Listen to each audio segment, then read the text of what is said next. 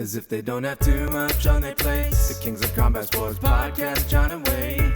They'll talk about the things they did that day. They'll analyze the work of Vince and Triple H. Rewind-A-SmackDown. Rewind-A-SmackDown. Rewind-A-SmackDown. Rewind-A-SmackDown. Rewind-A-SmackDown. Rewind-A-SmackDown. Rewind-A-SmackDown. Rewind-A-SmackDown. Welcome everybody to this week's Rewind-A-SmackDown, and this is a very special edition of Rewind-A-SmackDown because for once in a every maybe 2 or 3 times a year, John Pollock will actually take some time off, and he is definitely deserved it. So we've given him this Friday off so that he can spend with his family at his cottage. And the person we have to thank for allowing him to do that is my guest, Kristen Ashly, who will be joining us for this edition of Rewind-A-SmackDown. How are you doing, Kristen? I'm doing great. I've never heard the Rewind-A-SmackDown theme song, so that's a good song.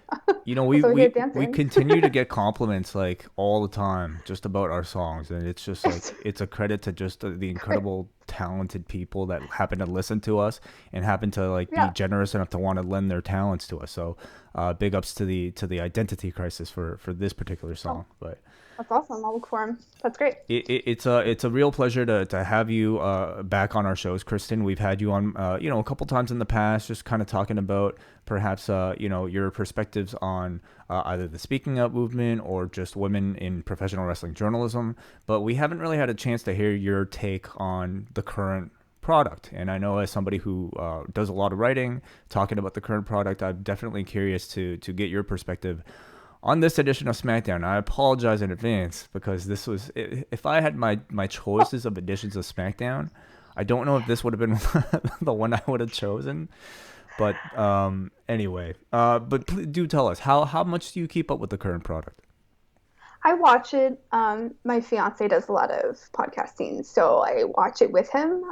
Wednesday night, I do NXT because I have to live tweet for a publication. So I do watch as much as I can. And sometimes I feel like I'd rather just do dishes. But most times I watch it just to spend time with my fiance. But I'll admit I am not completely up to date on a lot of things, especially Impact or stuff that maybe not be AEW or all that, but I try my hardest at least. It's a lot of programming every week. It absolutely is. But so between the two of you and your fiance, you guys do have like a pretty, I guess it seems like it's a pretty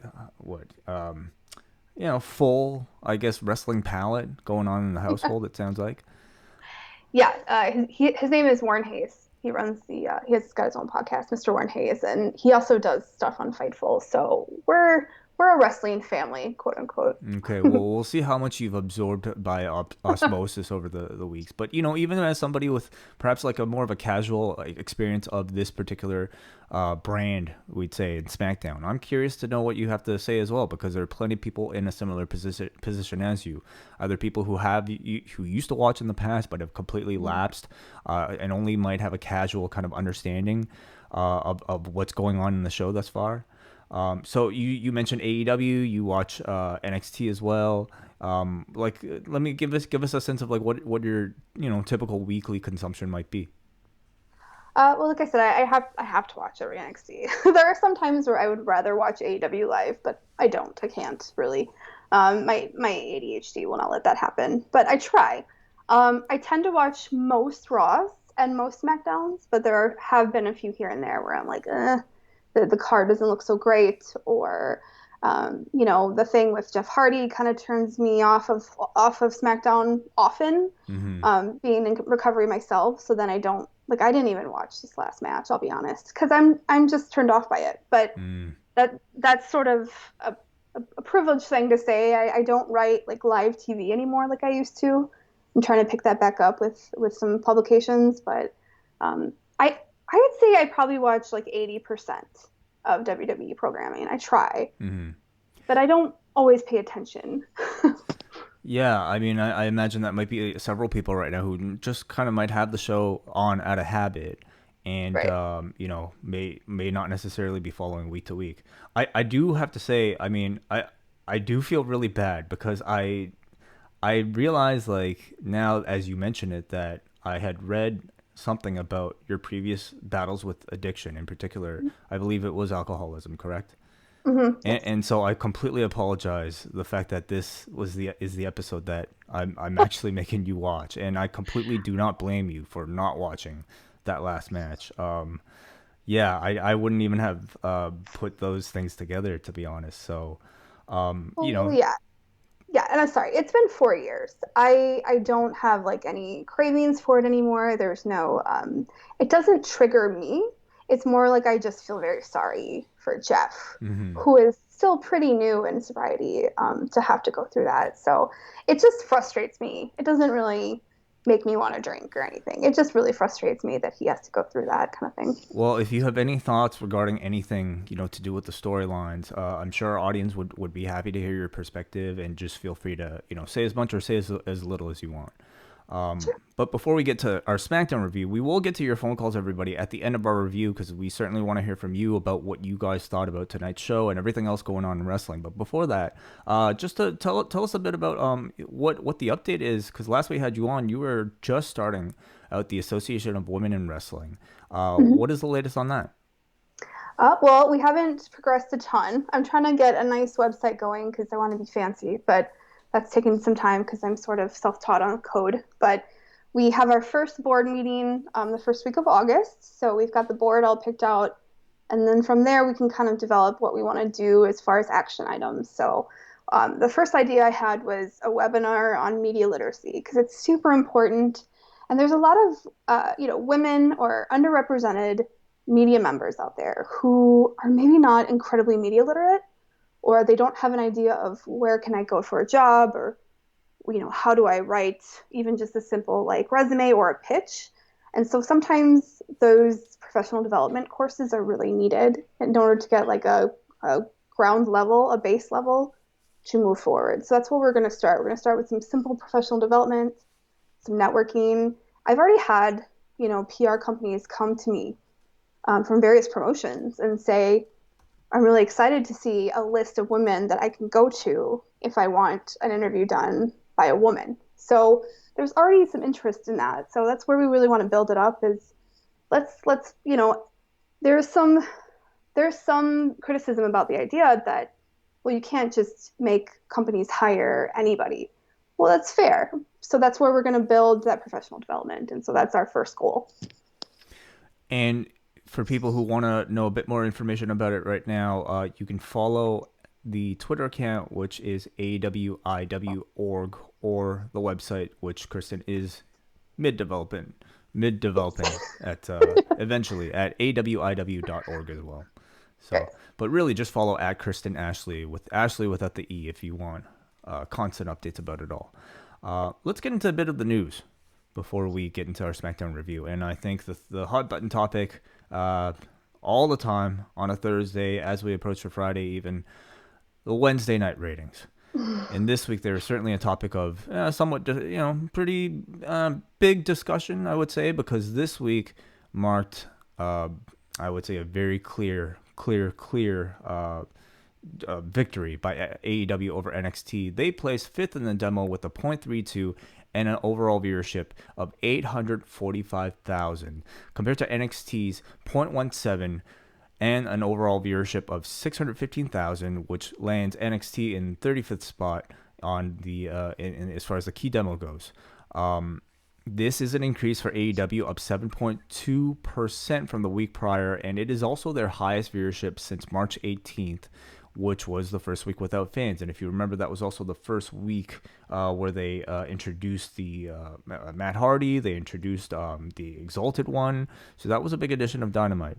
And the fact that this one did this well and not, I guess, when you think about it, they did have competition for like Fight for the Fallen or Fyter Fest and all that. So it makes sense why they wouldn't have done as well. But this one I thought was pretty telling for the fact that they did so well, and NXT, in contrast, not so well, because some of the other numbers that we have to talk about here was that AEW dominated their demographics pretty much around the board, with NXT only edging out AEW as always in the over 50 category, but not really by a very big margin, as NXT posted a 0.33 rating in that demo to AEW's 0.31.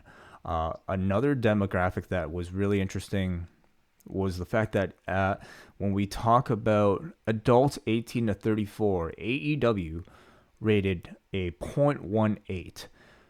And this is significant because Raw this week also rated a 0.18. So NXT, in contrast, a 0.08. Whereas females 12 to 34, AEW rated a 0.14, which is up 40%. And from last week, and NXT rated a 0.04. And yeah, Kristen, I don't know how closely you follow like this type of ratings talk. I mean, certainly not my forte, but from all accounts, it seemed like a big successful week for AEW. Yeah, I'm personally not a huge Nelson. I'm assuming these are Nelson ratings. I'm not pretty big on them either. They're pretty flawed in a lot of ways. They're not always accurate. But it is interesting to see changes in audience. And I particularly like the numbers. Well, I don't like them, but I think they're interesting that NXT dropped in females 28.5% from ages 18 to 49, but in males they went up 64%. So that's interesting to me. I mean, it's interesting because I think it tells the promotions, at least, which parts of the audience are tuning in, and then to go back and see the card. I'd like to say that maybe it was Ivelisse and Diamante that was bringing in a certain crowd. That's probably really too positive of me, too optimistic. But it's interesting. It's not what I would have thought. And I think when you look at ratings, I mean, as a company, I would want to look at the ratings in a longer sense, right? Like, I don't think I'd maybe look week to week.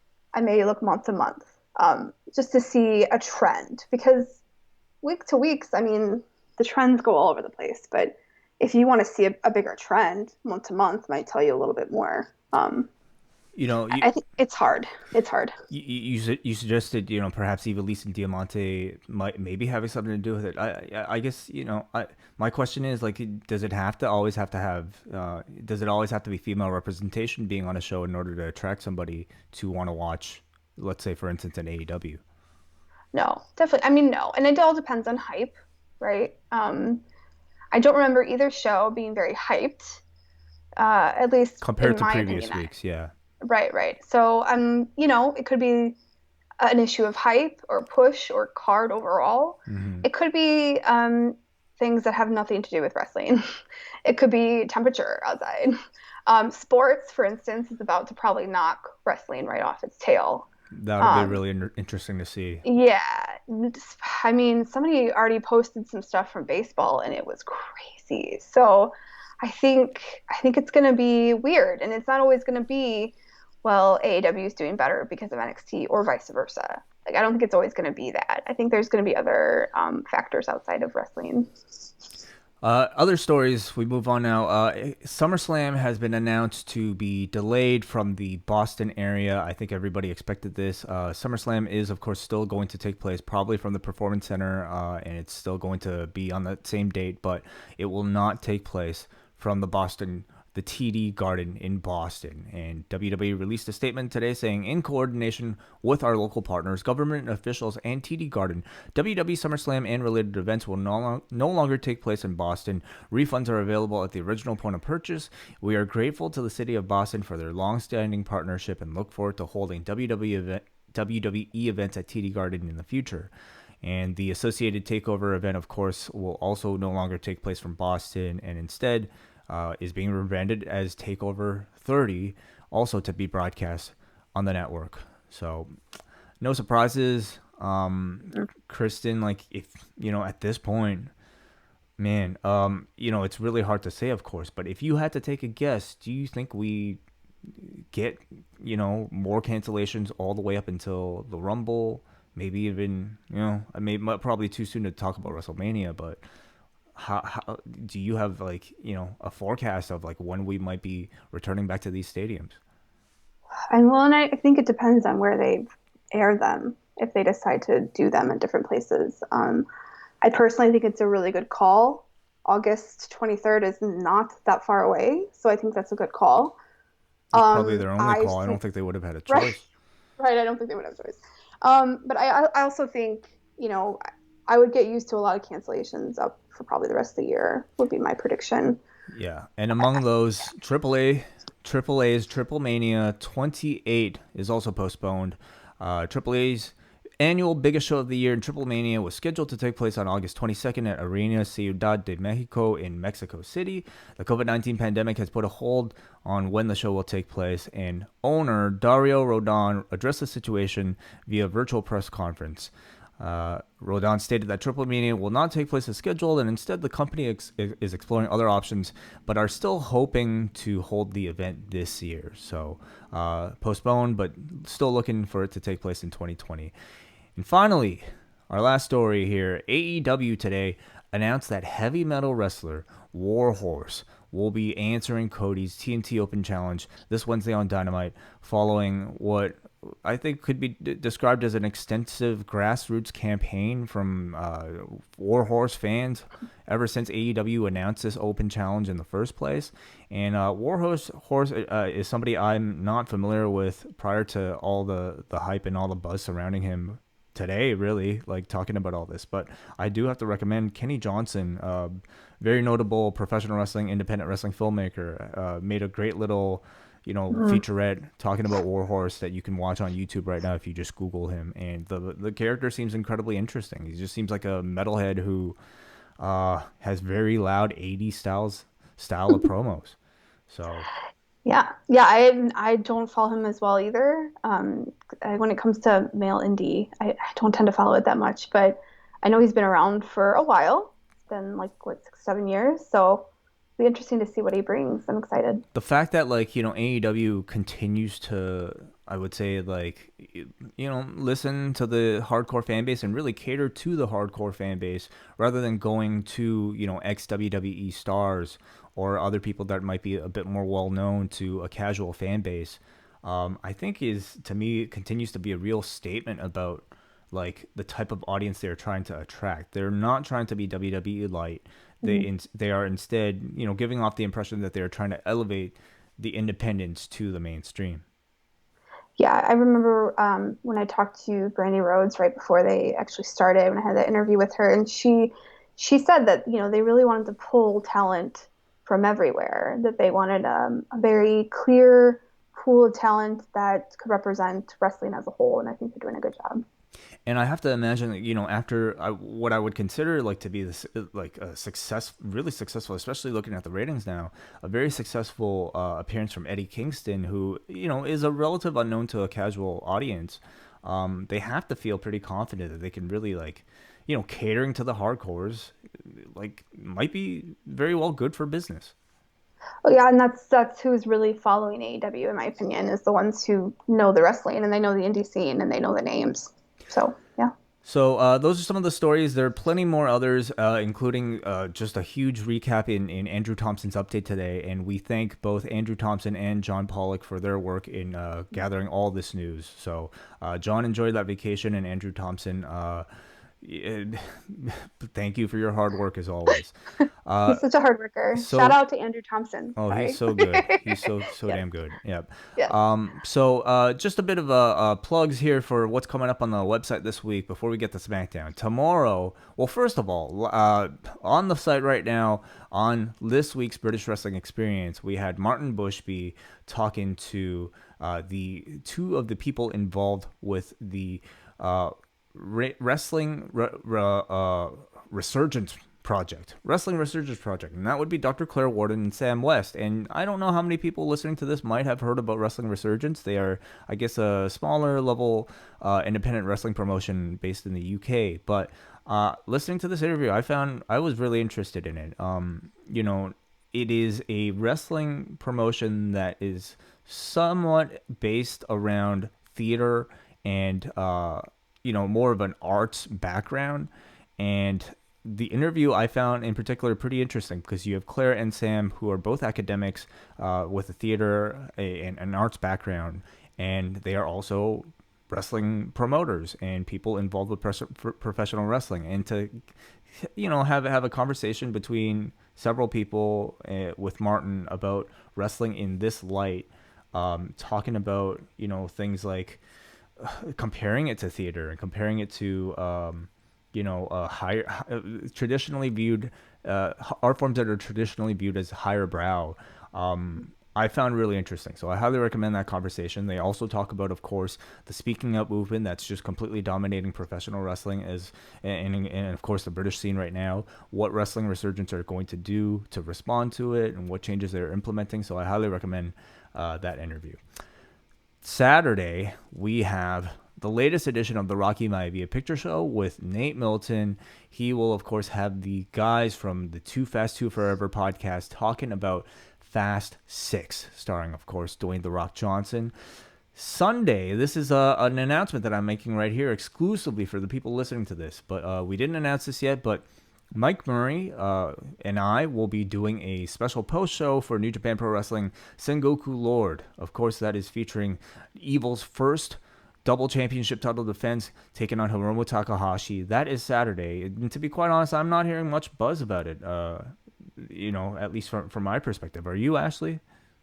No, not at all. I mean, I happen to date somebody who's incredibly into New Japan, but I don't follow New Japan very well, so don't maybe take me as a meter, but I haven't heard much of anything. Yeah, honestly, like this one for me kind of went under the radar until I went to pick up my comic books from Mike Murray's bookshop this week, and he's like, "Hey, I'm gonna be sending my Sengoku Lord report." I'm like, "You are? There's a New Japan show this week?"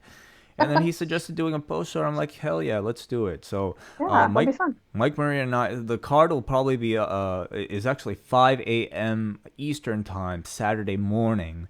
But Mike and Murray and I will probably be recording sometime Sunday. So look for that for all patrons exclusively on the Post Wrestling Cafe sometime on Sunday. And then John comes back on Monday and hopefully completely refreshed. So this edition of SmackDown, Kristen. Yes. Let's dive right into it. Yes, okay? let's. All right. So, of course, this was taped on Tuesday as part of a double set of tapings. And we have a cold open, much like last week, where, very much like a throwback to Saturday night's main event. You just had wrestlers talking straight to the camera about what they were going to do tonight. Except this week, it's only our main event participants in Jeff Hardy and Sheamus. And Jeff Hardy says, "Hello, I am Jeff Hardy, and I am an alcoholic." Oh my God. Sheamus has become a brewing manifestation of everything he hates about himself, and tonight he has to slay his demons once more in their bar fight. Sheamus appears. He promises that Jeff will find himself in a familiar place on the cold, filthy floor of a bar, struggling to stand. He says that defeat will crush Jeff, and the only thing that will make him feel better is crawling back into his gutter with a bottle in hand, drowning his sorrows. And then to follow this up, we had JBL play our expert analyst via Zoom, who this was super bizarre, Kristen, and I want you to speak on this after I'm done. But okay, so you had these two promos from Jeff Hardy and Sheamus. Like in Jeff Hardy's case, like talking about just this incredibly serious thing that he's about to. I mean, it sounds ridiculous, but he is talking as if this is a major thing for him to overcome. And you have JBL, our analyst, who says, he's basically playing like, Fox Sports color guy. He's saying like, this is going to be a great fight. Emotions are going to be running higher than the blood alcohol content of an APA poker fight. Like if you are trying to tell the story of a man really like struggling hard to battle personal demons, this whole storyline is incredibly tone deaf, but the role of an analyst to like make a kind of like a pun, like a double entendre like this in the middle of a serious like feud, I thought was like rendered the seriousness completely moot. Tell us what you thought, Kristen. First off, why do they have JBL via Zoom? Why? I guess he wasn't flying in. Well, for this. I hope know, not. but why have him at all? Like, did True. they not meet quota on a number of appearances for him this year or something? Like, what's happening? I don't understand why they need him at all. And yeah, come on. It's if they start off with like a serious tone and then throw in this stuff about poker, alcohol content at poker games. Come on. I mean, the thing is, don't take any of it actually seriously because if they did, they wouldn't be doing it. So, on one hand, I'm like, what? But on the other hand, I'm not surprised whatsoever. So are you more watching this as like comedy at this point? It's. I mean, the JBL thing, yeah. The storyline I don't think is funny at all. The storyline I think is sad, and I think it's hurtful to Jeff himself. And dare I say a little stereotypical to put your Irish guy in this thing too as well. But I mean, I'm Irish. I don't know, but it's true, I guess. But it's just the whole thing could be trashed. I don't need any of it, to be honest. It's like throughout the entire thing, I mean the one thing I'm thinking about is what did they have to tell Jeff Hardy to convince him to go through with it. And I will say, like, watching Jeff's performance, the guy is like putting a lot of himself into this. Like, he's got some really spirited promos like that I'm sure have really drawn from his personal experiences. So I'm sure there's an element of him really feeling like he can share his story with other people in the form of this ridiculous wrestling match. Yeah, I mean, without going into the details of AA meetings, we share our experience because we want the next alcoholic to hear that and get inspired by our stories, right?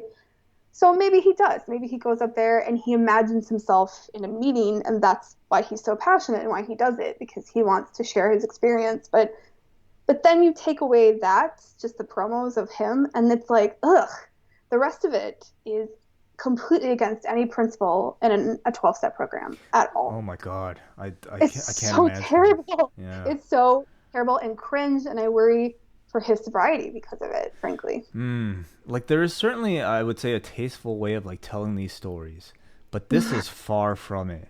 Like, I don't know how much have you seen leading up to this, but it involved like, urine testing. Oh yeah. Oh man. So I can't imagine how this might like actually fit with like a proper recovery program. But okay, well, a bit more to come here.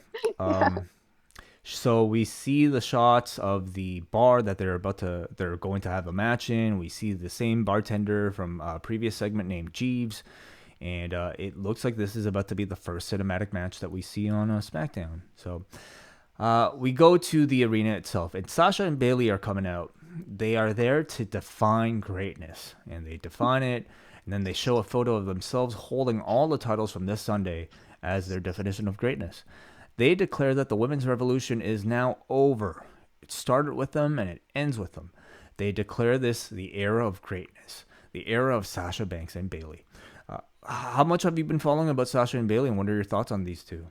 I love it. If anything, that's what I've been following the hardest. God, I love the new Bayley. It took a while. I wasn't convinced at first. I'll admit. I was like, ugh, why? They're going to turn Bayley? Why?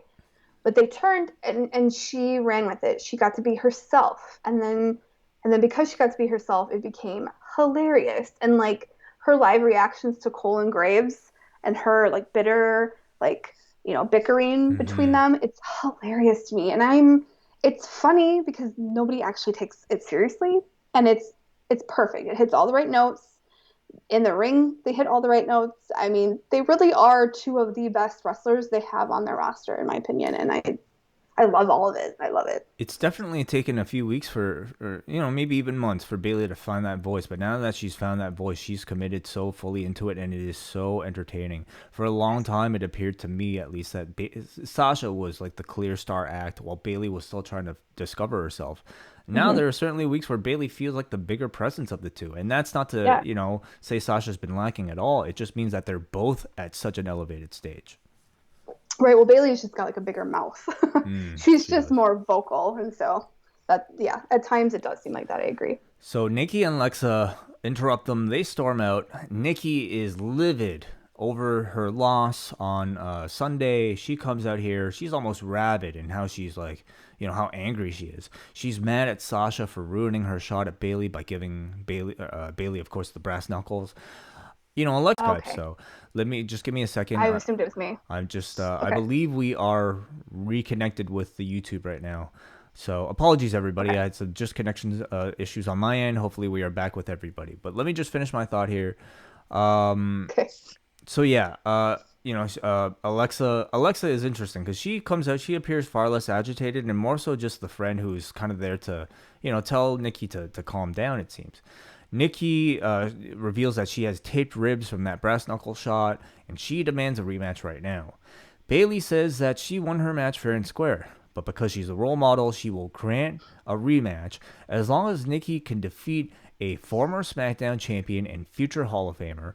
And Bayley says all this while eyeing Sasha, but then announces Alexa Bliss as Nikki's opponent.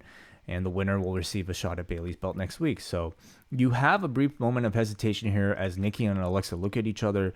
Alexa doesn't really want to go through with it, but Nikki says, I have to. We have to. We have to. And she shoves Alexa down, and we have our match. How did you like this setup? I mean, I love it. I mean, eventually we knew that they were going to pit Nikki and Alexa against each other. I think it's good that they pulled from Sunday. I think it's good that they gave us a little bit of, kind of teased us a little bit. Like, oh, is it going to be Sasha? But then pulled it the other way.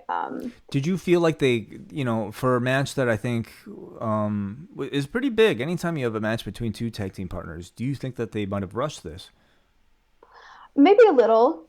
I feel like what they're doing in comparison with Bayley and Sasha seems more right. They're taking their time. They've had a few, scuffles, and then give it to us maybe sometime probably next year or whatever. I feel like this with Bliss and Cross, like we just got used to them being friends, and now it seems a little rushed. Yeah. Mm-hmm.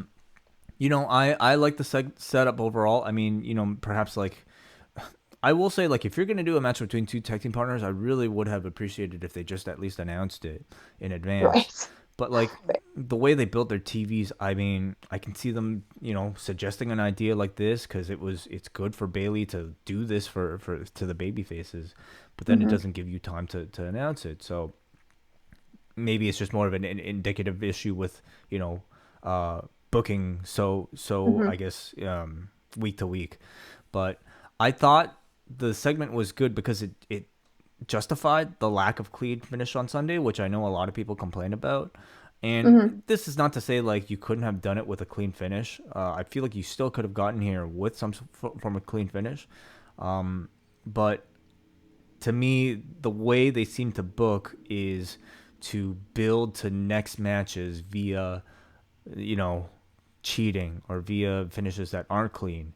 And I guess to me, it just shows a further emphasis that they're putting putting these big matches on TV shows rather than just completely stopping a feud in the middle or after a pay-per-view. Right. And I think they start to realize how much now TV is important. And that's probably what's changing the storylines a little bit, I would think. So we get Nikki versus Alexa with the winner receiving a SmackDown title shot against Bayley next week. Sasha and Bayley are on commentary, and they are so incredibly annoying, but so incredibly entertaining at the same time. As you mentioned, Kristen, they have great chemistry with Cole. What did you think of them on commentary? I love them. I actually said to my fiance tonight, like, can we hire them as color commentary for like everyday life? Like right now, could they be just in the corner, like color commentarying my podcast appearance? Could I'm doing laundry and they're like in the background like commentating on that. Like they're so loud and obnoxious, but they're so funny. And Bayley's really quick on her feet with a comedy, which is I can appreciate that. It's not easy to do. I really enjoy it a lot. They play off of Michael Cole really well. I mean, the comparisons have always been there between Britt Baker and Tony Schiavone, and sometimes they're warranted, other times they're not. I would say at this point they're completely they're pretty different characters. So I don't, and they're all, the thing is they're all great. They're all really good. They play with Cole really well, and it's like a real life chemistry that, between these two real life friends that really comes across on screen. And I'm almost torn though, because they're so good. Like, I find them like a little distracting, especially when we're talking about a serious match between like two longtime partners here. Yeah, no, they definitely steal the spotlight. And I think because Cole is so like deadpan, that it even feeds them more. It's not like a fight in the corner. Like Cole just like he just does his thing and then they react to it. And it totally took away from the match. I mean, I couldn't remember much about the finish, to be honest. Well, the match itself, Nikki and Alexis, like, they were telling a pretty good story here. The two of them start off pretty cordial. Of course, they're, best friends here. But then it escalates. You get a heavy shoulder tackle from one of them. It causes, a loud impact and then a look like, oh, are we really doing this? Alexis attempts to slap Nikki for trying to push her, which causes Nikki to get angrier. After an Alexa DDT is blocked, Alexa slaps Nikki again, which drives Nikki's aggression up even more. Alexa and Nikki brawl to the ringside area, and at this point, they're so sick of hearing Bayley and Sasha's voices taunting them, they just decide to fight those two instead of them.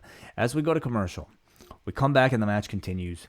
Alexa begins working over Nikki's taped up ribs. We get multiple kicks, multiple insults to injuries.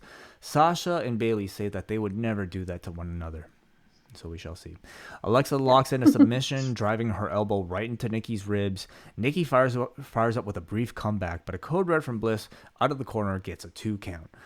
The announcers remind Bayley about her prior feud with Alexa, and Bayley is just having none of it. She's like, yeah, she beat me in my hometown. We all know. Nikki hits her neck breaker for 2, hits a reverse DDT for 2. Alexa avoids a crossbody, but Nikki sells her ribs again on the impact of missing the crossbody. The referee stops the action to ask if Nikki is okay, and Alexa, who's essentially distracted by the referee, walks right into a sneaky small package from Nikki for the win. What do you think of the match? I mean, I really enjoyed the match. Again, I was very distracted by Sasha and Bayley, but this looked more like Nikki Cross that I remember.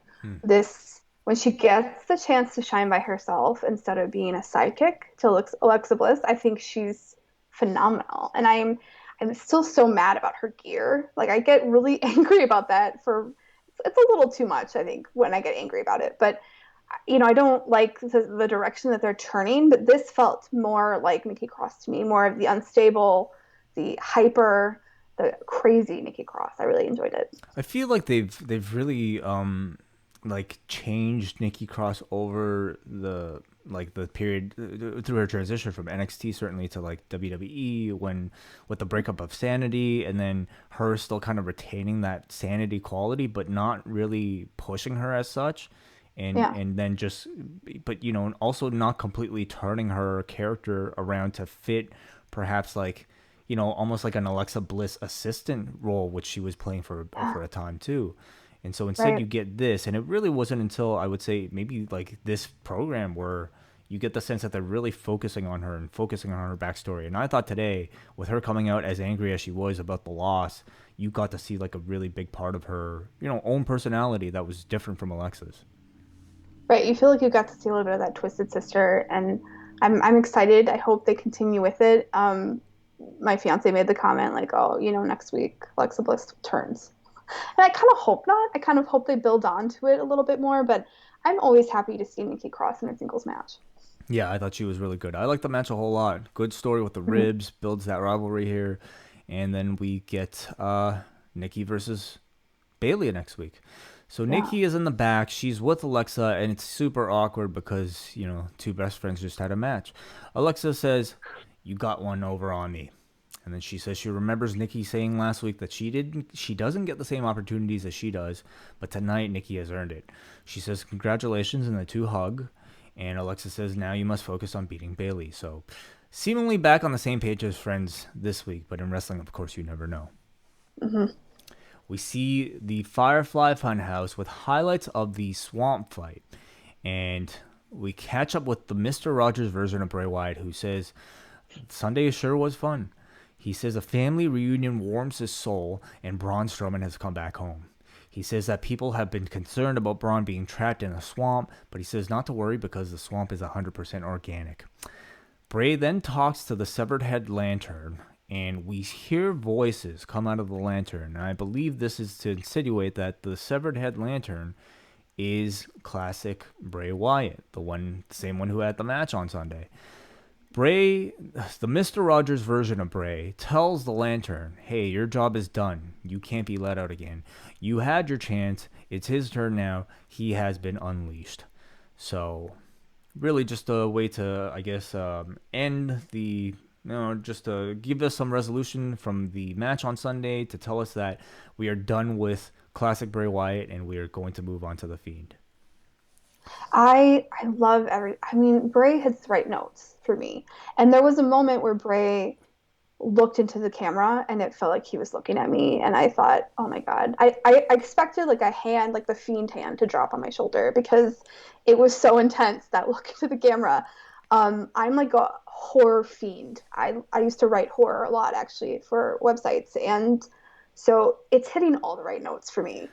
I love the Wyatt line. Yep. What did you think of the swamp fight? The swamp fight could have been better. I really like the part where they brought Alexa out, or quote unquote Alexa. I wish they would have dragged that out a little bit more. And there were parts like him being chained to a rocking chair and like not being able to move for some reason. Like just stand up, Ron. Like there were moments where I'm like, this doesn't seem very realistic, and I wish they would have put more thought into it. It seemed rushed, frankly, but I like the idea of Bray getting his cinematic matches that are like horror feel to them. The ending felt very much like Cape Fear with the water and them fighting in the water and stuff. And obviously Bray himself tends to make people think a lot about Cape Fear. But I really like the idea. I think the swamp match itself could have been done differently, but the segment I think makes up for a lot. The cinematic match is certainly like, I would say, like Bray, the performer in Bray Wyatt, like probably stands to like benefit, be one of the people that benefits the most from being able to just like straight up make short films, rather than like even like have a wrestling match. His character is so much benefits from having these types of cinematic matches, but I would say they've definitely been divisive, and I'm certainly somebody who's been supportive of all of them, but do they verge away too much from what professional wrestling is? I think there's been certain ones. I think of back when the Wyatt family and Randy Orton, when he came to their house, that was a good one. I think there's ones that can be done correctly if there's a lot of actual wrestling moves in it. If it seems to be more just like Undertaker and AJ Styles like hitting each other on a roof, maybe not. But if there's actual wrestling, I feel like it can be done right. Yeah, I don't disagree. I was a huge fan, of course, of the Firefly Funhouse and the storytelling that they were doing. But I also understand when people complain that it was not a wrestling match. You didn't have one wrestling move other than that the finisher at the very end. And I definitely think there's a happy medium there where you can have elements of like a fun, Stadium Stampede style of like crazy match, or even a Final Deletion type of like crazy match with wrestling moves inside, while you can still tell those crazy Bray Wyatt types of horror stories. So we shall see what they do at SummerSlam. Do you have any predictions of what they might do? I don't know. Is this the marking of them ending the storyline? It has to be. It has to be, right? So then what's Bray's next move? I don't know, frankly. Do you have a prediction of the type of match that they might have? It's got to be a cinematic match, right? It's got to be a cinematic. I just hope they don't do the same thing with the Money in the Bank. Right. I'm okay without that. So we got up next Matt Riddle taking on Tony Nese, and I don't know how much you've been following all this, of course, but like, do you have like, how do you feel about watching like a Matt Riddle match at the moment? I don't feel good about it at all, frankly. I don't. So there's no innocent until proven guilty, correct? Right? I mean, there's no, like, I can't put judgment, but I don't like that they're not really addressing anything at all. They're just letting him put out these weird videos that really kind of drag the victim, so to speak, in the mud, and then don't do anything about it. They let him wrestle like nothing's going on. I'm not a huge fan of it, but I do like that Tony Nese gets the time. I'm always a fan when Tony Nese gets to go out there and wrestle. So if it means that people like Tony Reese get some time on screen, I guess, right? It's something that like I had to listen. My friend Ahmad actually called in like probably a couple of weeks back and asked me how I felt about or how we felt about Matt Riddle wrestling. And at the time, I was like, I felt somewhat comfortable with it because it seemed like WWE was taking, the right steps with certain performers. But then like afterwards, after going off air, I did think about it and I'm like, are they taking the right steps? Because like the only people that they've really punished at the moment are people that are certainly expendable. And Matt Riddle is somebody who you could see does not, is definitely somebody that they are well invested in. They are featuring him heavily on SmackDown as their next top star. So it does raise concerns within me about whether or not there is an element of protection. But, as we say, as you said, Kristen, like so much is still unknown about this particular case. And that barrier of sensitivity is going to be different for every viewer. But I do feel like it's something, that needs to be mentioned. Right. So we got Matt Riddle taking on Tony Nese, and Riddle hits a series of rolling gut wrench suplexes and brotons to start. Nese takes some control with a springboard moonsault, and then right into a body scissors hold. Riddle comes back with a exploder, a PK, and then right into the bro Derek for the win. So I don't know how satisfied you might have been as a Tony Nese fan with this one. This was like a pretty fast squash from Riddle, a rehab match of sorts, but further introducing himself and his moves to the WWE audience. What'd you think of it? I mean, yeah, the match, frankly, was too small. I mean, it was too short for me if I'm just watching Tony Nese. We did get a nice shot of Matt Riddle's perm. Yeah, what was up with that? Like, he's got curly hair now. I was like, who told Matt Riddle getting a perm would be a good idea? Was he's like, this is my coming out party, like on Parks and Rec, So Leslie, nope, she gets this perm. Is that like that? Like he's like, oh, it's God, I'm coming up now. I gotta get a perm. Maybe that's his natural hair, and like he usually straightens, perhaps. Oh, that's a weird image to see Matt Riddle in a bathroom with straightening iron. That's a very strange image. So Matt Riddle speaks. He says he's new here and he doesn't really know how this works, but he's going to try. He turns towards the ramp and he calls out King Corbin. King Corbin arrives and he says if Riddle wants the attention of the king, he needs to put in a formal request. Riddle isn't ready. He's got that new car smell, but that smell fades. He's just a frat boy with no shoes who just rolled out of bed. He should go back to NXT or better yet, 205 Live, where he'd likely be a top guy. Ouch to 205 Live. Ouch. He's not wrong on a lot of what he's saying, Of course not. Yeah. But just, I mean, sucks to be on 205 Live, man. Like, the butt of, like, their jokes. He could have said NXT UK. I think that would have been worse. Whoa. Yeah, I also like how he says that Riddle doesn't belong in a professional environment like SmackDown, and it's like, Corbin, you are holding half of a curtain rod as a scepter. Is that what that is? Oh my God. Stop it. So Corbin officially puts out a king's ransom for anybody who can prove that Riddle doesn't belong in this program, and the first to answer it is Tony Nese, who is about to attack Riddle, but before he does, Riddle turns around, hits him with a high kick, and lays him out once more. But before that, Riddle also had this line. God. Riddle says, bro, I'm not the next subject in your kingdom. You're the next guest on the bro show. Oh my God. It's so corny. And with the kick where he's like not really looking, it's so Karate Kid. I know. But like the bad guys in Karate Kid, right? The dialogue is just painful, and then like on paper, I'm sure like to somebody this might have read okay, but in execution, it is so corny. Because it's Matt Riddle, right? And Baron Corbin. Like, yeah, maybe the right people would have read this the right way, but these are not. Neither one of these people do you take seriously, really. So. Poor Tony Nese and poor 205 Live.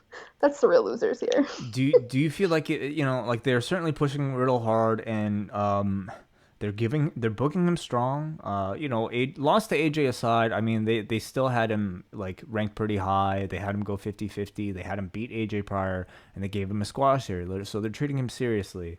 How do you feel the audience will take to him?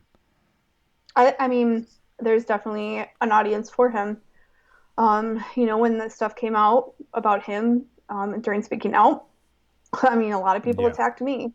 So there's definitely a corner of the market who is very heavily invested in him. So I think they see that market and they're running with it. Miz and Morrison are backstage. They've got a laptop and they're talking about all the social media buzz surrounding Naomi from the past week with the hashtag Naomi deserves better hashtag. Morrison says, "What about me? He was laid out on a stretcher last week," and this is where I reminded. Oh yeah, he was. The guy was jobbed out by Strowman, and then they did a whole serious like stretcher job on him.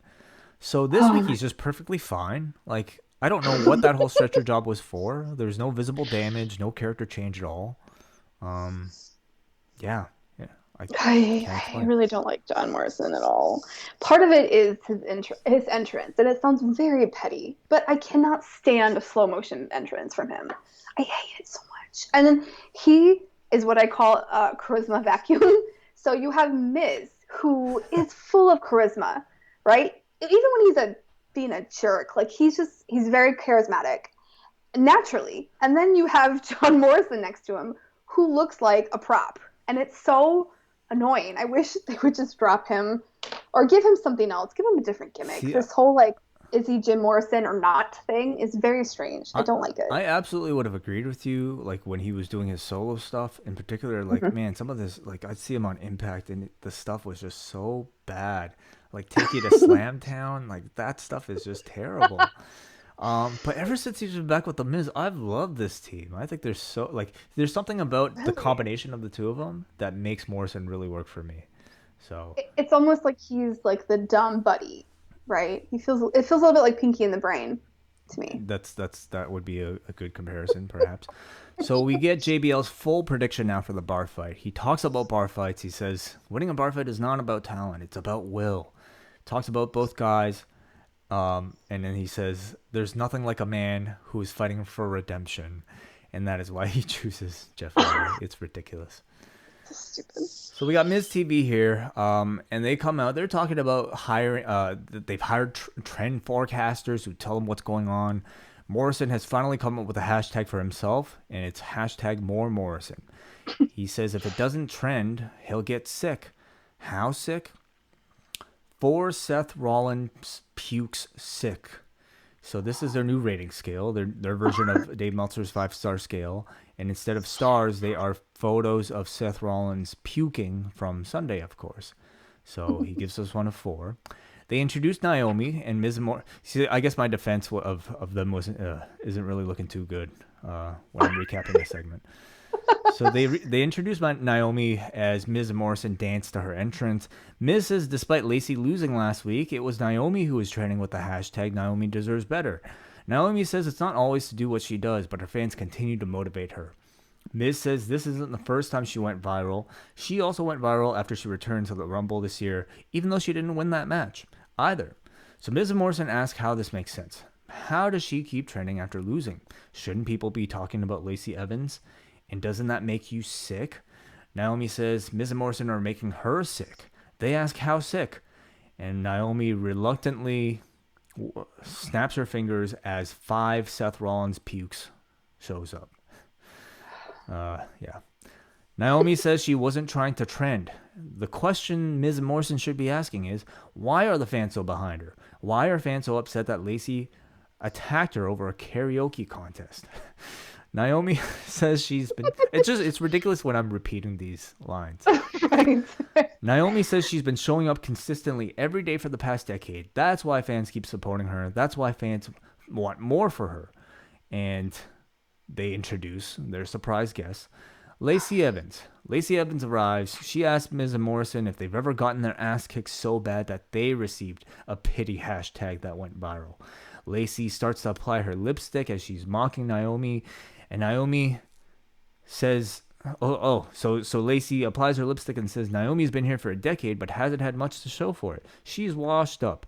Naomi shoves Lacey, which causes Lacey to smear that lipstick all over her mouth and face and teeth, and they end up in a fight. What'd you think? There's so much to dissect here. I don't mind. First off, I don't mind the star ratings because it's better than the other star ratings. I'll take it. I really liked when Naomi was dancing in. I liked Miz dancing. That was super entertaining and hilarious. WWE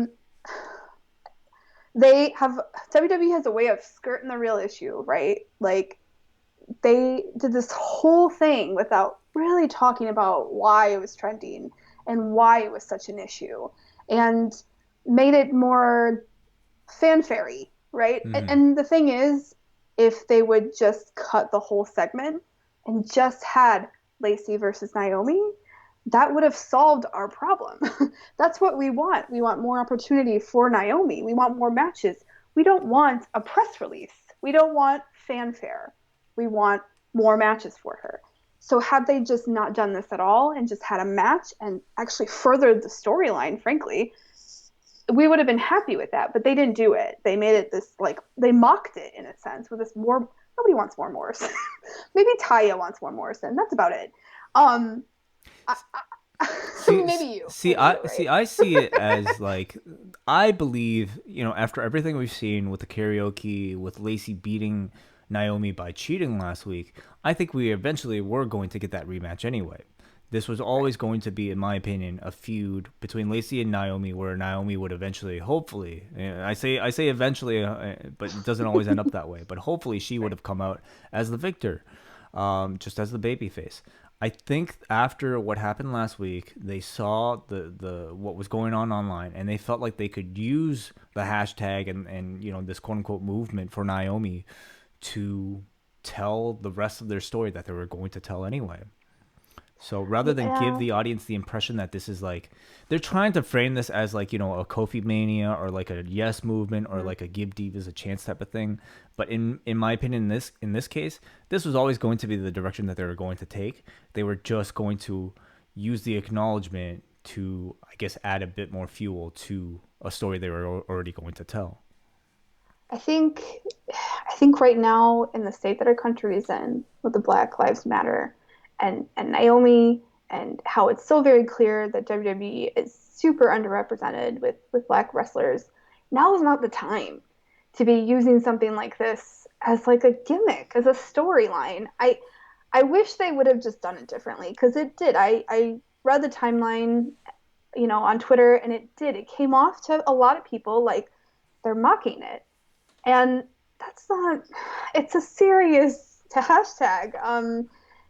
It's not the time, I don't think. I really do like, though, the end of it.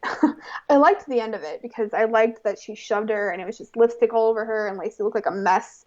It's no secret that I do not like Lacey Evans whatsoever. So that was fun. And then she was dancing around with her hat and she was laughing at Lacey, and that made me laugh because that's hilarious to me. So there were parts of this I did like. And I understand maybe this was the idea to begin with. Maybe they were going to have the MizTV segment as part of the fallout from the karaoke contest, I guess. So, I don't think you need to keep doing segments, though.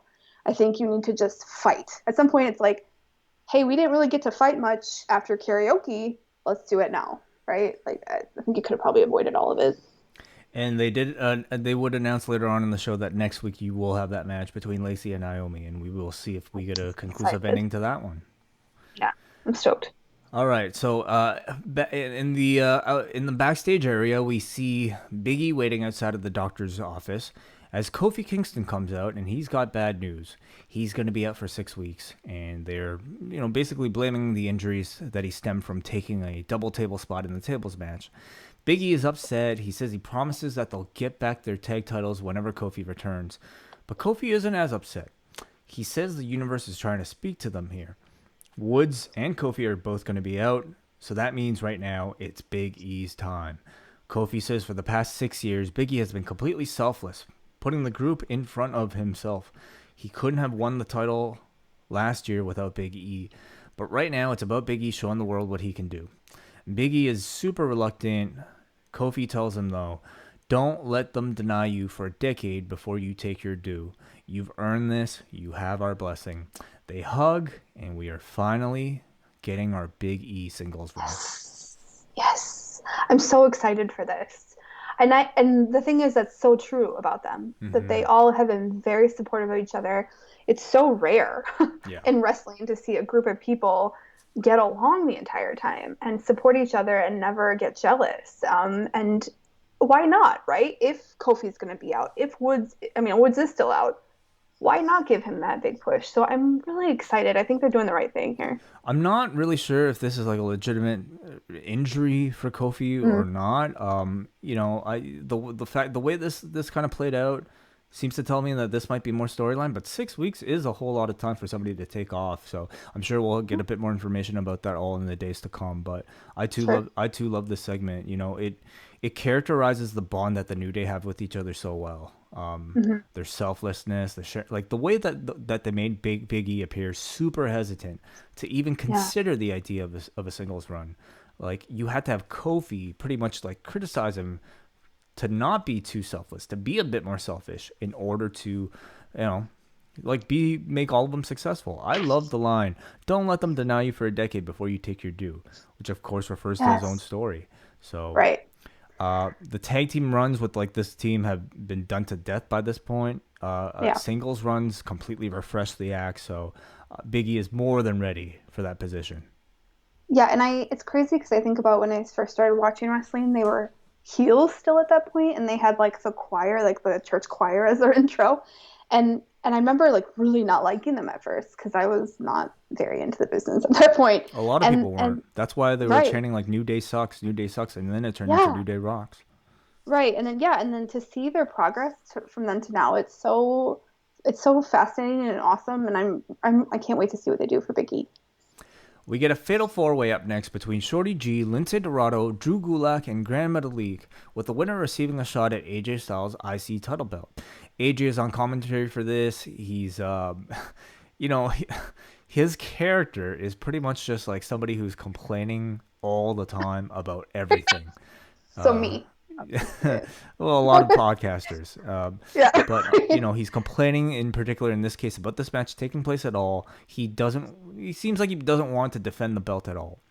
We have a really fast match here, and I would say, it's kind of almost difficult to like recap it all, but I'll say like, Metalik, I thought really stood out. Dorado, of course, always stands out with their high flying. Both of them are just fantastic. You had some segments here with Gulak and Gable working together, doing more of their grounded stuff.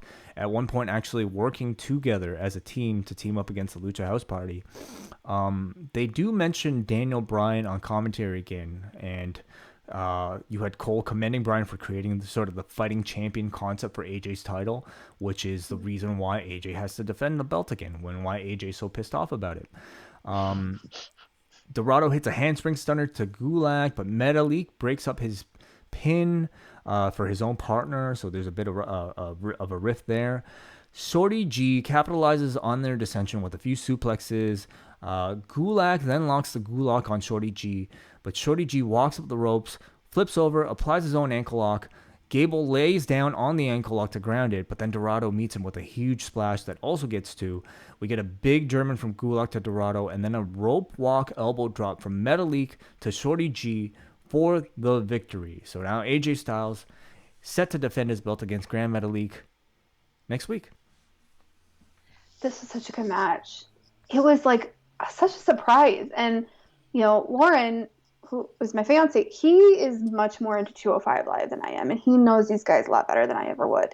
But, he immediately was like, this is going to be good.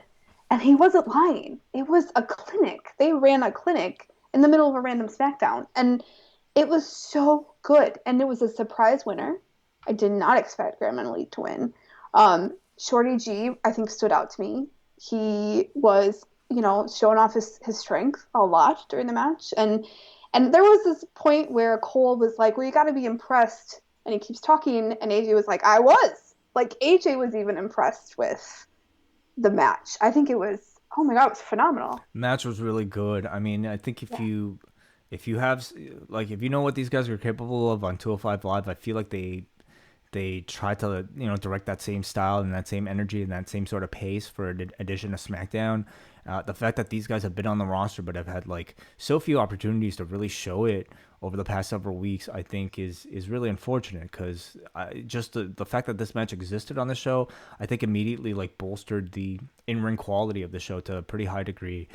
I really liked AJ on commentary. Like, I thought he played this like curmudgeon who has no patience for all this high flying stuff really well. Even though he does the high flying stuff, of course. But it's like, there are little things in here where he's like, he calls Dorado like Desperado. Like he's trying to figure out Grand Metalik's name, and he's like, Mentalik? Metal? Like, he's so stupid, but like, man, it's fun. He walks Sorry, go ahead.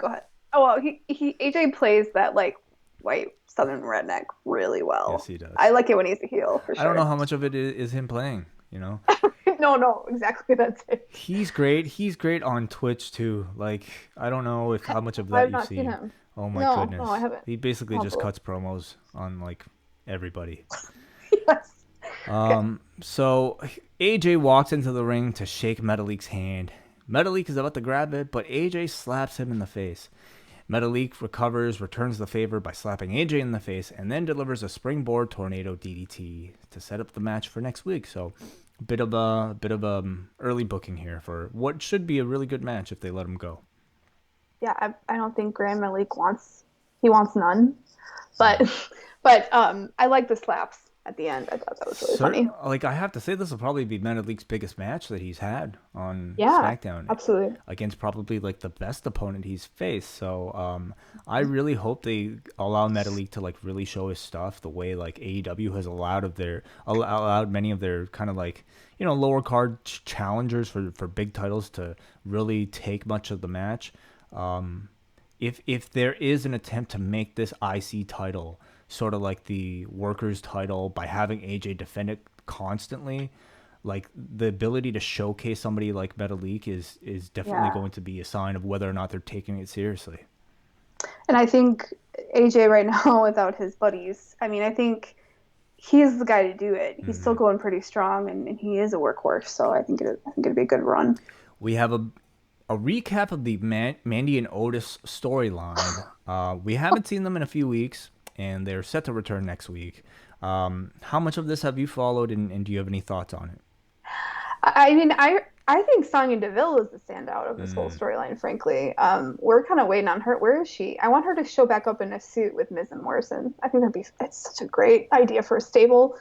She should be the leader of that stable.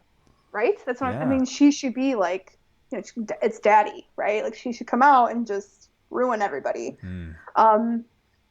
I think if it comes back as is, it's a little stale. So I think if they bring back something, they hopefully they have something other than Dolph. Yeah, he still has the money in the bank, but we don't know if like this will be a continuation of the tag team with Tucker or something else. So we shall see. But it seems like they might be setting something up. It seems like in time for SummerSlam with those two.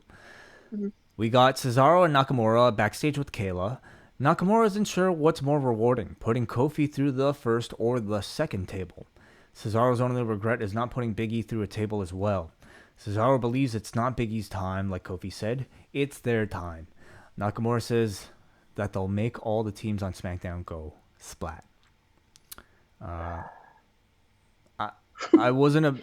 not a huge fan of like these two as a team. To me, they don't seem to really have any sort of chemistry with one another. No. In ring, I think they're great, of course, but honestly, I expect even more, like based on what these two are capable of. And I've been a bigger fan of both of them as single stars than this current tag team run. I don't like them together as like a lackey for a bad guy, because that's what they've been. They've been falling around Sammy or falling around whoever, Corbin or whomever. Yeah. And I don't like that. I think they're better off as singles guys. They don't feel, like you said, they don't feel like they have a new relationship. They don't feel authentic or organic. And now that it's just Big E, I'm wondering what they do with them. Like, I don't know. Yeah, Heavy Machinery, I suppose, might be like a babyface tag team that they might face. We shall see. So next week we got AJ versus Grand Metalik, Naomi versus Lacey, and Alexa Bliss versus Nikki Cross for the SmackDown Women's title. So announcing actually quite a bit more than usual as far as matches go. And then we have our bar fight. And is this where you tuned out? Yeah, this is. I mean, I saw some of it, but I didn't have the volume on. I was vacuuming. Please. Yes, go ahead. Allow me. I hope it was a good vacuum experience. Yes. Because, if John was here, he'd make a clever pun relating those two. We got a bar fight here at Ira Shannon's in Orlando. And this is significant, I would say, because it's the first new cinematic match that we've seen on SmackDown on Fox. Sheamus is the first to arrive. He walks in wearing a fedora. He asks for a shot of Jameson. Jeff Hardy shows up, pulls a seat up next to him at the bar.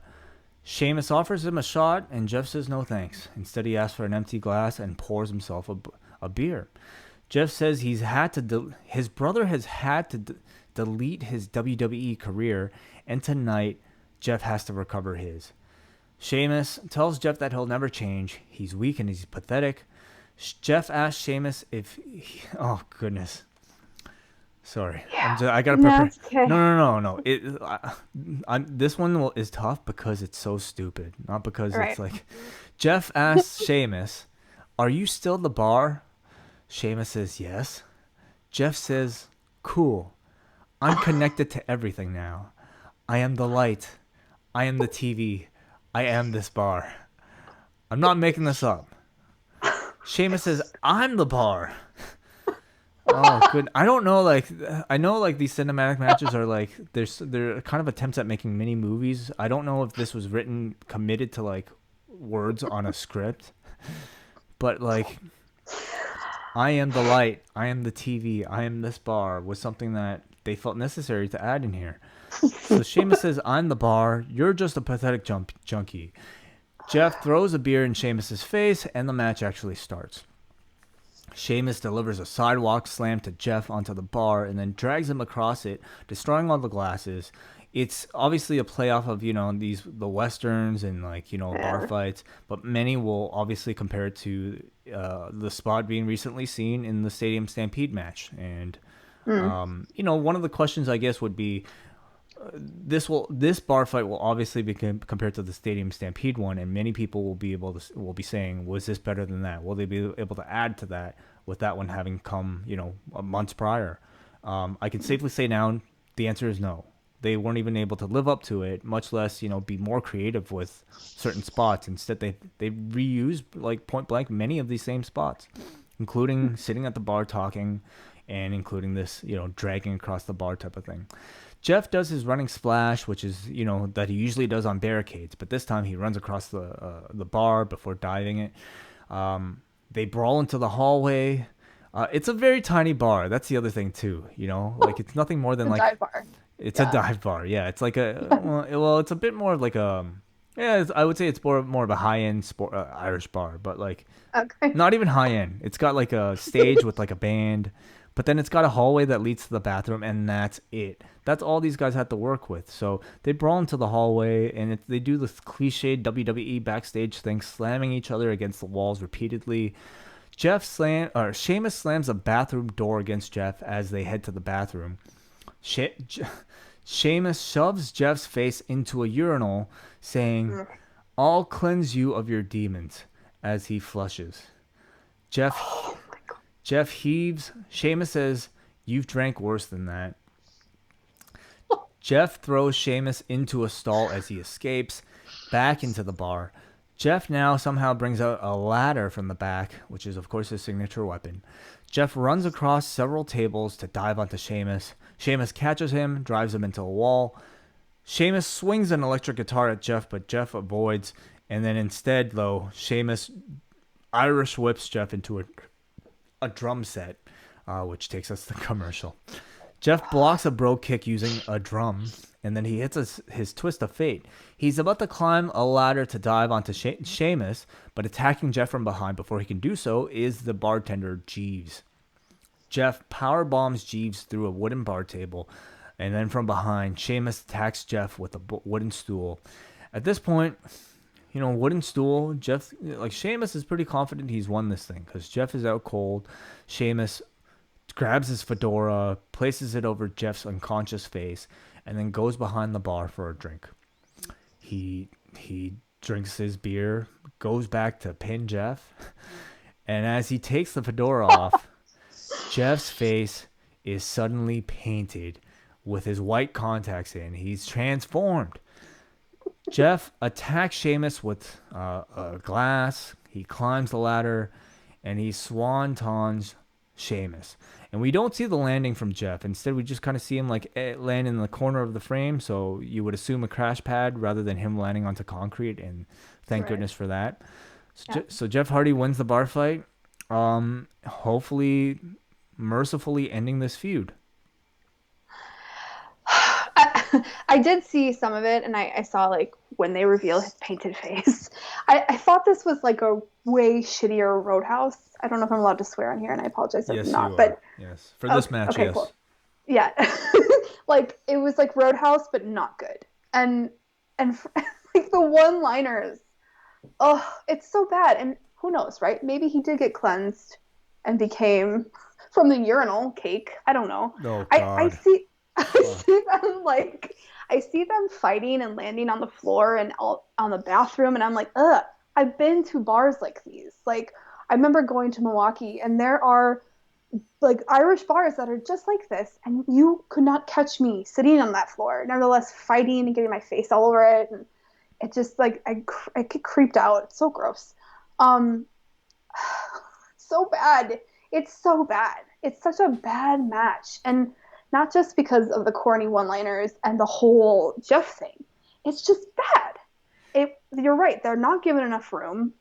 I expected a lot more prop work. There wasn't that much prop work. Why did he have to become the painted man at the end? That didn't make sense to me. I don't know. Like these sorts of transformations mid-match are almost like at this point a hallmark of these cinematic matches. Like, because we have the ability to edit, how far can we take it?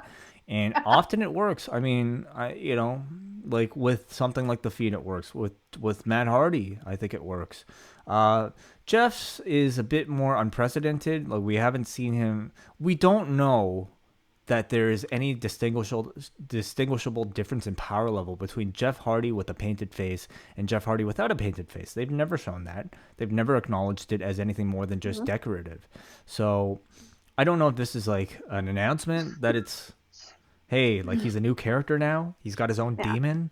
But I took it to be more of like sort of like a derivative gag that they've kind of like almost like, been largely inspired by previous cinematic matches. That was the reason why they felt the need to do it. To me, like seeing this match really highlighted the difference between, I think, creativity level of a WWE sort of quote unquote cinematic match and even a Falls Count Anywhere match. And what we saw in AEW this week with like what the Bucks and Butcher and the Blade did. Just the difference in creativity of spots, the ability to use your surroundings to make interesting wrestling, experiences, I found very different. Like here, you had, like you have objects, and rather than perhaps like using the objects in a special or creative way, the idea is more so just to slam an opponent into the object. Like, we have a guitar. I'm going to slam you with the guitar. We have a drum set. What can we do with it? I'm going to slam you in the drum set. What can we do with this urinal, I guess? The urinal was the most, like, creative thing. Flushing the urinal into Jeff's face. But beyond that, like, I don't know. I mean, perhaps they were just limited with the space. But then you also look at what, like, AEW did in the shorter amount of time that they had in their bar fight. And I thought that was way more satisfying. So I did feel this was, pretty much like, I'm not even going to say one of the weaker cinematic matches because there have been really bad cinematic matches, but this was far from, I would say, what I would consider good. Well, I think it's the amount of effort they put in because, you read, like when I read interviews about the AEW guys talking about the Stampede match, they were filming until the sun was coming up. they were filming the like entire day. They really went to town. And yes, they had a football field, right? But don't tell me Vince McMahon can't find something like that. You know, a big area that they can fight in. And I think too about the prop use, like I remember when they were tossing footballs at Jericho's face, like that was so funny. It was so funny. And they took the strengths of those guys and used the props to build upon those strengths. And here, there was none of that. It was like you said, oh, here, I'm going to throw this at you, kind of, or I'll slam you into it. But it didn't build upon their strengths. Why wasn't Jeff like jumping off of things and hello? And then the bartender got in the middle of it. And I'm like, because I have missed some of the matches in between. So I asked my fiance, what's going on with him? And he's like, nothing. He's just there. The bartender was a part of like a sketch earlier, and I think Jeff had attacked him in the past. Well, like it's acknowledged that he is working for Sheamus. So okay, because I mean I knew that he had poured the drink, or you know he was like the bartender when Sheamus wasn't there, and yeah, I mean I've seen that, but it was just like, why does he keep showing up though? Like, what's going on with him? Sheamus pays well, I guess. All right, your thoughts overall on this edition of SmackDown, and will you be watching again next week? I will be watching. I think they've announced enough matches where I'm like, okay. I think they've built it to the possibility of having some really good matches. And the fact that they've already announced 3 means it's going to be a match-heavy show. So I'll be there for it, for sure. I agree with you. I think they did a good job setting up what we're getting next week, and enough to, I think, get me excited to see next week. I enjoyed anything that they did with Nikki and Alexa. I thought that was really strong, along with what they did with Sasha and Bayley on this show. You know, we had a good match, a 4-way leading up to the AJ match next week. I'm trying to think what else. You know, I'm curious to see what they're gonna do with Naomi. I think they are, like, judging by this, I think it's pretty clear that they are behind her. But I absolutely do understand, you know, what your criticisms were about them essentially kind of dismissing like the real intent behind the hashtag with something like this. Yeah, I think most SmackDowns I'm like there to watch the car crash that happens, but this time I think maybe I'll actually be semi-excited, so we'll see. Alrighty, we go to the forum right now just for our rating, and at this point I'd like to invite you guys to have your say. So you can call us right now by Skyping us at Post Wrestling on Skype, or calling 1732-800-4423. You have a chance to talk to myself and Kristen Ashly about your thoughts on SmackDown, or really anything going on in the wrestling world right now. But first, we go to the forum, and out of 10, what did you guys think of tonight's SmackDown? What did you rate it, Kristen? A 7? I guess a 7. Oh, you are very kind, and you do not know our forum very well. They gave the show a 4.55, which is really not that unusual for a WWE main roster at this point. But before we go to our phone calls, our feedback, let's take one phone call. Muggin, are you there? Yeah, hi. How's it going, guys? Hey, Muggin, how you doing? Please mute us in your background if you can. Hold on. I just paused the YouTube. I was watching that too. I was just waiting for my chance. Anyway, guys. How's it going? Very well. What'd you think of SmackDown? It was okay. The cinematic match was definitely. I do hope it'll be the end of this Jeff Hardy Sheamus feud. Yes. I'm not gonna lie to you. I know substance abuse is a very serious topic, and I kind of wish that this feud would have like handled it a little bit more deftly instead of just like hitting viewers over the head with it. As far as one thing that did stand out to me was Big E is finally getting a chance to go on his own while Kofi is out of the picture for now, and of course Xavier Woods is still recovered from Achilles surgery. So it could be a while before the New Day gets back together. So yeah, I'm definitely all in on Big E going solo for now. Absolutely, and I'm really curious to know, like, when Kofi comes back, what the plan is for him. If it means he too will be slotted in the singles division, and if so, Kristen, where would you put Big E? Would you put him in the IC division or go for the world? I think he deserves the world. Frankly, I think he's big enough, he's strong enough. He could take on any guy. I don't see why not. I mean, him versus Strowman sounds good. I mean, Yeah. it does sound good. I mean, as far as like Braun goes, I felt like he should have gotten the championship a long time ago. I mean, No Mercy 17 really stands out to me because like he was at his hottest when he went up against Brock, and every time he faced Brock afterwards, it's just like it just went down and down and down like each time. And I don't know if you guys noticed this. Oh yeah, I would say so. Of course. He was definitely at his hottest then, and they really have not capitalized or rebuilt him up back to that level, unfortunately. So, yeah, thank you very much for your call, Megan. Thank Anytime, you. guys. Take care. Kristen, like, do you think Braun holds the belt past SummerSlam, or is now like the time to, I guess, end this experiment? I don't. Experiment's the right word for it. I don't know what to do with Braun anymore. I really don't. I think he was more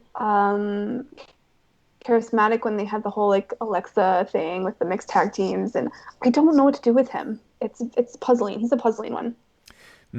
Yeah, I don't know if like, I definitely feel like the Fiend is probably going to get the belt back at SummerSlam just because Braun doesn't really seem like the like a solid champion at this point. I mean, not to even say the Fiend is a great substitute because that presents its own problems, but Braun just like has not had that presence, and I can't even really say he's grown from this run. So, you know, I look at all that, and then I look at somebody like Big E and the potential for him, and if he had the belt, like how much of a fresh course it would set SmackDown on, and it's way more interesting. So we shall see. You know, to me, like neither Bray nor Braun retaining the belt are that exciting. So we'll see how far they move. Let's go to the forum with our written feedback, and we start off with Paul from New Jersey. And feel free to chime in at any point if you have any things to say. But we start off with Paul, who says, "Glad to see WWE is still doing the insert promos at the start of the show, despite some of the content. And didn't think I would ever be saying this, but Bayley has become one of the best heels in this company. Making two best friends tear each other apart for a chance at gold is solid booking. Corbin has really come into his own, and although I feel Twitter is a cesspool of mouth breathers, Naomi did great tonight. I'd like to see her in the ring more often. Big E gets his long-anticipated singles run, while AJ was quite entertaining on commentary. Keep the bar fights and globe luxation. Just give me some sensible booking every once in a while. 6.5 Seth Rollins pukes out of 10. Let's go back to the phone lines. Yes. Hansi, what's going on? Yo, what's going on? What's up, Christina? You did a good job tonight. Kristen. Oh, sorry, Kristen. I'm sorry. It happens all the time. Happens all the time. Thank you. It's okay. It's all good. I enjoyed a little bit of today. I was with you guys. I didn't really like the last segment. I don't know. Part of me feels like, and again, this is just a rumor, right? But part of me feels like a little bit because this company is kind of petty. Part of me feels like they're using this angle now. I wanted to see how it was going to go, if it was going to be a redemption storyline or if it's going to be further embarrassment. And it feels like this company is kind of punishing Jeff for Matt Hardy kind of doing that. Maybe I'm reading too much into it, but I don't know. Sometimes it feels like they do these petty things, maybe to even entice the internet to get kind of crazier or, react, whatever. But I was glad Naomi got her time, but before I go, I just want to say that I wanted to get you guys' thoughts on NXT's finish this week, because I thought it was actually one of the most compelling endings that they've done. I really like Dijakovic wanting to continue to fight. I thought it was maybe a little too melodramatic, a little bit, but I liked how they got crossover. So I just wanted to get your guys' thoughts on that, if that's cool. And I'll leave you with that. Peace out. Thank you, Hansi. Thank you. Yeah, I immediately was like, oh, I haven't seen Rocky 4 in a while, right? Like, it's a really good. NXT was a really good ending. It was such a compelling. The end was such a compelling moment. Cross is the right person to be in that position to do that. Those two have, Lee and Dijakovic obviously have such a very good friendship, and so it felt really authentic, but a little bit over the top. It worked. Turn away. Sorry, I got disconnected briefly there, Ashley or Kristen. Oh, You mind just repeating that, like your last sentence? no, I mean, it was so good and so compelling that I couldn't turn away from the TV. Like it Hmm.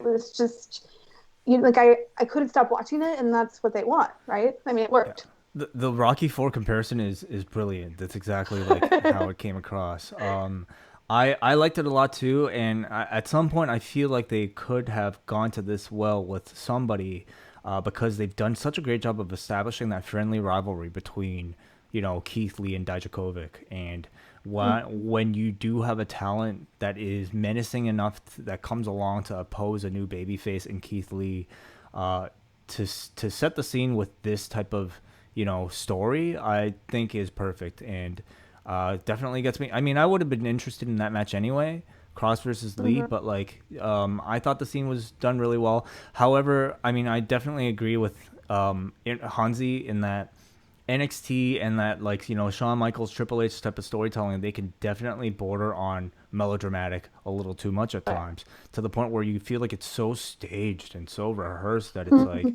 they're trying to make a movie so hard that it no longer feels like it's a live sport. Yeah, no, they definitely rode that line here. I mean, there were moments where I'm like, okay, come on, it lasted a little long, right? It's because I mean, that didn't help.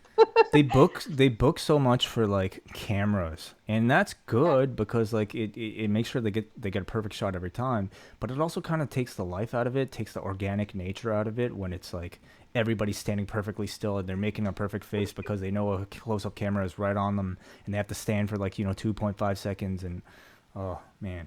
Right? So Yeah, they're not New Japan. Someone should right. tell them that they're not lucky enough to be New Japan with the camera work. So, We got a McGuire up next who says, "Admittedly, I haven't watched much lately, so I'm out of touch. So if I'm out of touch, I apologize. The opening segment was great. Bayley has become my favorite character on the show. Grand Metalik and AJ Styles will have a great match, and I'm happy to see him get these opportunities. But how do so many guys survive so many big moves while Shorty G can't kick out of an elbow drop? Shitty finish. Okay, so that's more of a criticism of the elbow drop, but I mean, have you seen the People's Elbow, McGuire? That's an elbow drop. Finishes everybody." yeah, right. Um, He says, people want adult-oriented storylines from WWE and then cry foul when they run an addiction angle. I see nothing wrong with how they've handled it, as they don't glorify Just Pass, and he's clearly a man trying to redeem himself. That being said, 95% of this bar fight was great. A little bit of the old ultra-violence to kick things off. Too bad they brought in a bootleg M. Night Shyamalan to come up with that twist finish. How jacked up was that? Just let them beat the shit out of each other. Okay, so McGuire happens to like the storyline. And I do have to disagree, though. Like, there's a mhm. difference between adult-oriented storylines Yeah. and adult story and this. Like, addiction, an addiction angle is not, I think, what people mean when they want adult-oriented storylines. Yeah. It's hard because when you're not an addict or an alcoholic, you don't really understand, right? Mhm. And that, I mean, it's good first off that you don't get it. It's a good thing. It's a good thing. But there's this mindset that he's new in recovery, and when you put people in positions, because yeah, he could have said, oh, he could have been the one to think of the idea, but he's new in recovery. I think of my experience when I was like just a few months in recovery. I couldn't make a good decision if you paid me to. I mean, the Mhm. decision making process is not good. And that's universal. It's a universal thing because your mind and your body wants what you have taken away from it. And it will do anything in its power to get it back. My mind has played tricks on me after 4 years to go get a beer. It does, and it's stress, and it's psychological, and it's physical. And right now, what he's going through is so very complex, and it's his life.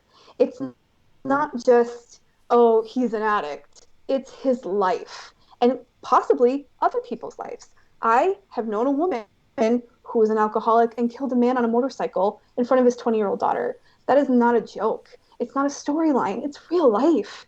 And when you put people in positions that could possibly trigger them and give them a loaded gun, it's not a good idea. It's his life. I completely agree that if it was somebody like me, right? I'm 4 years sober. I feel comfortable enough. I can go into a storyline like that. I've been into bars and ate lunch. I feel comfortable enough to go into a storyline like that and be okay. I don't think that he's relapsed over and over and over again. Now, I don't know him. And that's the point, though, right? Nobody can make any decisions for him, but people around him. And I hope that he has a support network that is really there for him because, man, Matt Hardy's wife has been vocal. Matt Hardy himself has been vocal that this is not good. It's not. It's if I was a couple months sober and I was out in some storyline acting like this, my parents, they would be livid.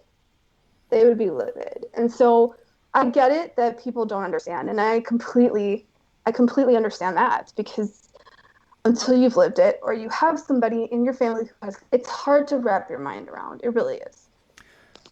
You know, in many ways, like I'm so sorry that like this was the episode that we had booked you for, but at the same time, like I'm so glad you're here to like, you know, give that perspective because I wouldn't have been able to. I don't think John would have been able to at all. So people really need to hear that. So thank you. Of course, yeah. All right, we got Andrew from Cape Breton who says, if there's something Wai might disagree with me the most, it could be this statement. Bray Wyatt is the Tom Green of this era. At first, it was interesting and different, but now it's a little weird, senseless, and dumb. After the Swamp fight, I've fallen off the Bray Wyatt bandwagon, and now that Big E is a single star for the moment, it is something that has got me hoping. Of all the times to give Big E the Universal title, it's now. Maybe they could pay off the Braun and Bray match on SmackDown and have the winner face Big E at SummerSlam. A guy can dream, I guess. The show was pretty middle of the road, but I still can't help but wonder how Jeff Hardy truly feels about this bar fight nonsense. The show was the usual fare. 5 out of 10. I'm not gonna... Sorry, go ahead. I didn't think about the Big E and Bray Wyatt. That could be good, actually. It could be. It could be, but depending on the type of match, because at this point, like... it's hard for me to think of a regular Fiend match, like, you know, because I don't know if we've seen one in a while. Like, we saw the Firefly Funhouse, and then we had the regular, like, you know, Mr. Rogers Bray fight Braun, but we haven't seen the Fiend in a non-cinematic match since Goldberg, right? Yeah, was it Bray or was it the Fiend against Daniel Bryan? Can't remember. It was the Fiend, and even that was even before that. That's when he won the belt. Okay. So then he lost to Goldberg, and you know, at this point, all I'm trying to say is, I cannot see Big E in a cinematic match with the Fiend. It just does not seem like that type of story. True. Big E is like a bit more of a real character, and I would expect him to wrestle. Right. You know, he could fight the regular Bray, the Mr. Rogers Bray, or whatever. There are plenty of ways to do it, of course, but yeah, we shall see. All right, our final piece of feedback comes from Nick from Lansing, who says, overall, I thought this was a pretty solid episode of SmackDown. Bayley and Sasha never failed to delight me, and their commentary during Nikki and Alexa's match was great. Even if Bayley had a couple deer-in-the-headlights moments, though she wasn't as bad as AJ later on. I'm glad to see Naomi is being pushed and to see her delivering such good work with fan support behind her. Big E getting the blessing from Kofi to go out on his own while him and Xavier are on the shelf was great, and I'll continue my vain hope that the New Day will be the one faction to never have a big blow up, even if the three move on to individual singles runs. The qualifier for the IC belt was probably the best match of the night, and the shock win added to it. Even if I wanted Gable to get a chance to face AJ. As much as I hated the build-up to the bar fight, I thought the two performers delivered. It was a pretty solid fight, and they just used about everything you'd expect to see in a bar brawl. The end with the face paint? I didn't get that. Maybe they'll explain Jeff's apparent power as part of his being woken by his brother, or maybe we're just supposed to forget about it. We'll see what they do next week. Thanks, Wai and Kristen. Yeah. I mean, I agree with most of it. I will say that it's going to be interesting to see why they brought up Matt Hardy in the end, right? Like he mentions Matt Hardy. I forgot about that. I don't know why. Maybe that the last caller was right with the petty, but I agree with most of those statements. See, absolutely. But it wasn't an insult. It was like, you know, my brother had to fight. Well, I guess that was the story. That was how Matt Hardy ended up leaving the WWE. I almost forget at this point. He had to face I think it was Orton several times to keep his job, to keep his career. So could be that. Okay. My bigger question is why he suddenly became the light and why he suddenly became the table and the bar and all that. Who wrote that? That's what I want to know. Did they put in the lines like just say that you are, like look around and say like I am the microwave, I am the coffee mug, like just say whatever you see. I don't understand that. I don't know what goes on in that man's imagination, but it's fascinating. Thank you so much, Kristen, for again taking up your Friday night to talk about the show with me. I couldn't have done it on my own, and I thought you were offered some wonderful, excellent perspective as you usually do. So, where can people hear more of you and find more of your work? Well, thank you for having me on. Your readership by far, your viewers are the best. I would say they're super intelligent, and I enjoy every time I come on. I've got some really cool interviews coming up. Killer Kelly, I just started. There's also Debbie Keitel and Sierra Loxton. That's coming up on belldebells.com. Always go there for any of my women's wrestling stuff. PWI Women's 100. I'll be on that ratings committee. A little inside info. Awesome. That's going to be dropped a little earlier than normal this year. I'm not sure on the exact dates, but it's not going to, just due to their publication schedule, it'll be a little bit earlier. So it'll be dropping sooner than expected. You know, like I said, the board meeting for the Association of Women in Wrestling, that's happening soon. And also, we're going to get a little fun, me and Mr. Warren Hayes from the Mr. Warren Hayes Show on YouTube. We're going to do I don't know if anybody likes Mystery Science Theater 3000, but we're going to do some live riffing of matches that people can then play while they watch a match, just kind of making fun of some stuff. What sort of matches? Because we always need some. Well, we want to do the swamp match. Oh, yeah. I think it would be probably the easiest to do the cinematic one, right? Absolutely. It'd probably end up being a lot of cinematic. Yeah. Wonderful. Well, I wanted to give a shout out to Mr. Warren Hayes, who happens to be in the chat room right now. So you can probably give a shout out to him across the hallway or wherever he is. He's in Canada. You guys are separated? Yeah. Oh. He's coming for 2 weeks, but we are separated. Yeah. Oh, that sucks. Okay. Well, hello, Mr. Warren Hayes, virtually. Hello, Frank Sulo. Hello, Bro Van Con. Hello, everybody who is watching right now on our live feed. Thank you all for joining us. And if you're listening to us after the fact, thank you as well, because you guys are all patrons of the Post Wrestling Cafe. We thank you for your support, and we thank you, Kristen. Again, at Kristen Ashly without an E in the Ashley. So KristenAshly. You can follow her, get all the information that she discussed.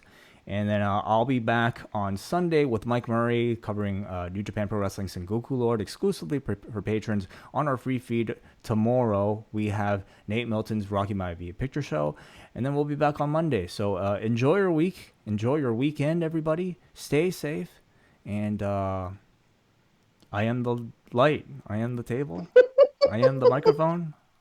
Goodbye. Oh, boy. Give me 1 sec. That was amazing ending. That was an amazing ending. Oh. Like, she should have won with you.